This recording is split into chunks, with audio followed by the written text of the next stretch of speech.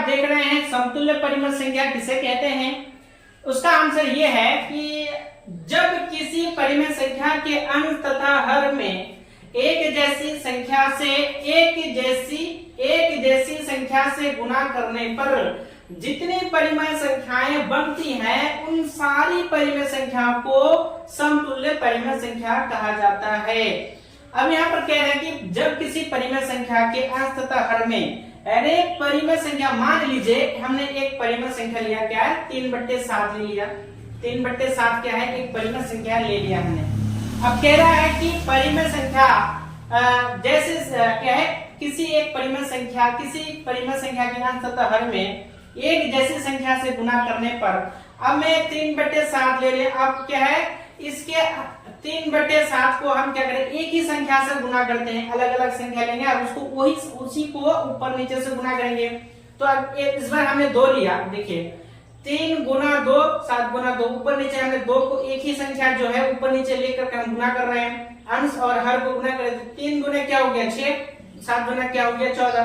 अब इसी तरह से फिर 3/7 को जो है दूसरा संख्या लिया हमने, 3 लिया, तो 3 को ऊपर 3 के नीचे दोनों यानी अंश और हर में रख करके गुना कर रहे हैं। तो क्या हो जाएगा 3 तिया 9 और 7 तिया 21, तो 9 बटे क्या हो गया 21।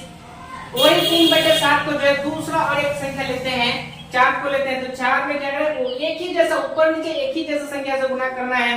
तो 3 चौके क्या हो गया 12, 7 चौके हो गया 28। इसी तरह से वही 3/7 में इस बार हम किससे गुना कर रहे हैं, 5 से गुना कर रहे हैं। तो क्या हो जाएगा 3/5, 3 पंचे 15 और 7 पंचे हो जाएगा 35। उसी 3/7 में और एक संख्या लेकर हम गुना कर रहे हैं, वो क्या 6 है। तो क्या 3 छके 18 और 7 छके 42। तो ये सारी संख्याएं जो क्या है ऊपर नीचे हमने एक जैसी संख्या से गुना करके जितनी संख्याएं निकाले, कौन कौन संख्या निकाले हैं, 3/7 में एक जैसी संख्या से गुना करके कौन कौन संख्या निकला है, 6/14 निकला है, 9/21 निकला है, 12/28 निकला है, 15/35 निकला है, 18/42 निकला। तो ये सारी संख्याएं जो है यहाँ से लेकर यहाँ तक समतुल्य परिमेय संख्या है। ये समतुल्य परिमेय संख्या है। अब ये समतुल्य परिमेय संख्या क्यों है, क्योंकि ये सारी संख्याएं एक दूसरे के बराबर है। 3/7, 6/14 ये सारी संख्या एक दूसरे के बराबर है। देखने में तो बड़ा नजर आ रहा है कि 9/21 क्या है 3/7 से बड़ा है, लेकिन बड़ा है ये नहीं, बल्कि 3/7 के बराबर ही है। हमको नजर आ रहा है कि 6/14 क्या है 3/7 से बड़ा होगा, लेकिन क्या है 6/14 3/7 से बड़ा नहीं है, क्योंकि एक जैसी संख्या से गुना क्या हुआ है। हमको लगता है 18/42 क्या है 3/7 से क्या है बड़ा है, बड़ी संख्या है, लेकिन ऐसी बात नहीं है। 18/42 जो है 3/7 से बड़ा नहीं है, बल्कि इसके ही बराबर है। इसीलिए जो है इनके बीच में बराबर का चिन्ह दिया हुआ है।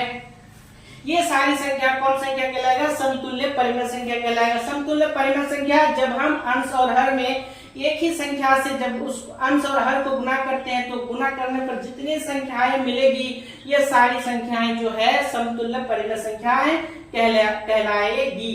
तो आगे चलते हैं दोस्तों। हाँ तो दोस्तों अब हम जो है अगला सवाल जो है ये है परिमेय संख्या का, वो है कि परिमेय संख्या का मानक रूप, इसको इंग्लिश में कहेंगे standard form of a rational number. कहता है कि परिमेय संख्या का मानक रूप क्या होता है या किसे कहते हैं। तो उसका परिमेय संख्या का मानक रूप क्या है, इसे जानने के लिए हमने यहाँ पर बोर्ड में लिखा है आंसर में क्या, कि कोई भी परिमेय संख्या P/Q का मानक रूप व्यक्त होने के लिए P एवं Q के HCF मोसो, HCF का फुल फॉर्म होता है हाईएस्ट कॉमन फैक्टर, और मोसो का मतलब होता है महत्तम समापवर्तक का एक होना आवश्यक है। तो यहाँ पर कहते हैं कोई भी परिमेय संख्या मानक रूप में है या नहीं है, इसे जानने का एक ही तरीका है कि जो परिमेय संख्या दी हुई है उन दोनों परिमेय संख्या अंश और हर का क्या करेंगे, हम HCF निकालेंगे। अगर उसका HCF 1 होता है तब हम ये कहेंगे कि वो संख्या कौन संख्या है, वो परिमेय संख्या मानक रूप में है, स्टैंडर्ड फॉर्म में है। अगर इसका एचसीएफ 1 नहीं निकलता है तो हम ये कहेंगे कि ये मानक रूप में नहीं है। जैसे ये सब संख्या जो आप देख रहे हैं ये सब के सब मानक रूप में है।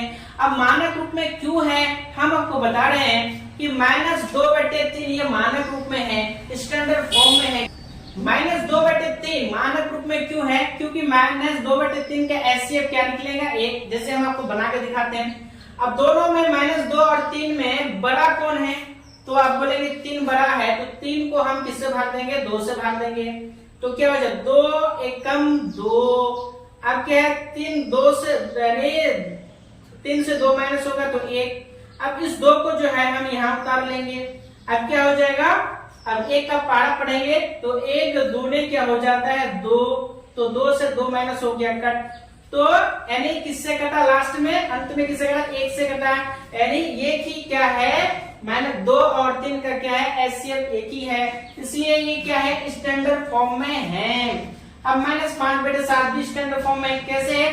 अब -5/7 का जो है हम क्या लेंगे? एचसीएफ लेंगे। जैसे 7 बड़ा है तो 7 को हम 5 से भाग देंगे। तो 5 एकम 5, तो 7 से 5 घटा तो बचा 2। अब फिर 5 को उतारेंगे तो क्या हो जाएगा? 2 दूनी 4। तो क्या हो जाएगा? 5 से 4 घटेगा तो 1। अब इस 2 को यहाँ उतारेंगे तो क्या 1 दूना 2। तो लास्ट में कौन सा संख्या से कटती है? 1 से कटा। तो इसीलिए क्या हुआ?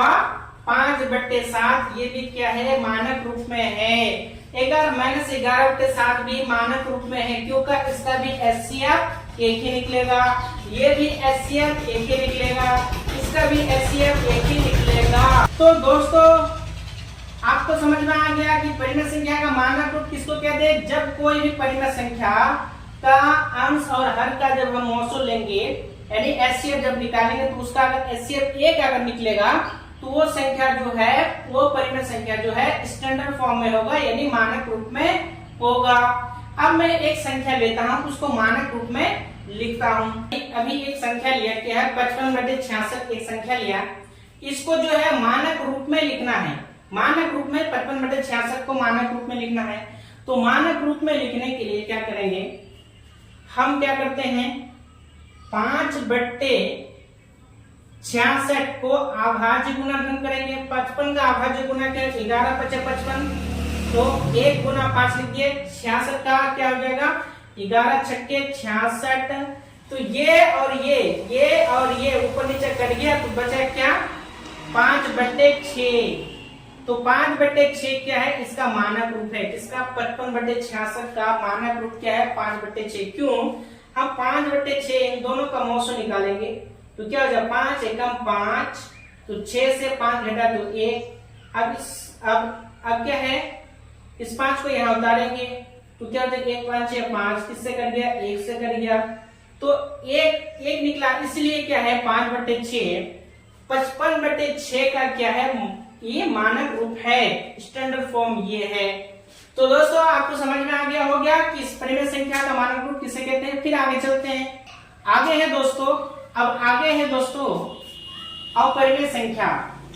अपरिमेय संख्या को इंग्लिश में इरेशनल नंबर कहते हैं। अब देखिए अपरिमेय संख्या किसे कहते हैं? इसकी जो परिभाषा है वो बोर्ड पर आप देख रहे हैं, हम आपको पढ़ के सुनाते हैं कि वह संख्या जिसे p/q के रूप में लिखा नहीं जा सकता है, अर्थात यानी जिसका वर्गमूल दशमलव में आता है वह संख्या अपरिमेय संख्या कहलाती है। तो क्या कहता है कि वह संख्या जिसे p/q के रूप में हम लिख ही नहीं सकते। p/q मतलब p/q ऊपर नीचे संख्या आ ही नहीं सकता, तो वो और उस संख्या का हम वर्गमूल निकालेंगे तो वर्गमूल जो है किस में आएगा? दशमलव में आएगा। तो ऐसी संख्या को हम क्या कहेंगे कि वो संख्या परिमेय संख्या नहीं है, वह संख्या परिमेय संख्या कहलाती है। जैसे 1/√3, 2 × √3, √7/2, √2, √5 पाई, ये सब के सब कौन संख्या है? अपरिमेय संख्या का उदाहरण है, एग्जाम्पल है। अगर आपसे कोई पूछे कि अपरिमेय संख्या किसे कहते हैं तो आप कहेंगे कि वह संख्या जिसे p बटे q के रूप में हम नहीं लिख सकते हैं और जिसका वर्गमूल दशमलव में आता है, तो ऐसी संख्या को हम अपरिमेय संख्या कहते हैं। जैसे 1/√3 2 into √3 √7/2 √2 √5 पाई आदि ये कौन संख्या है? तो अपरिमेय संख्या है।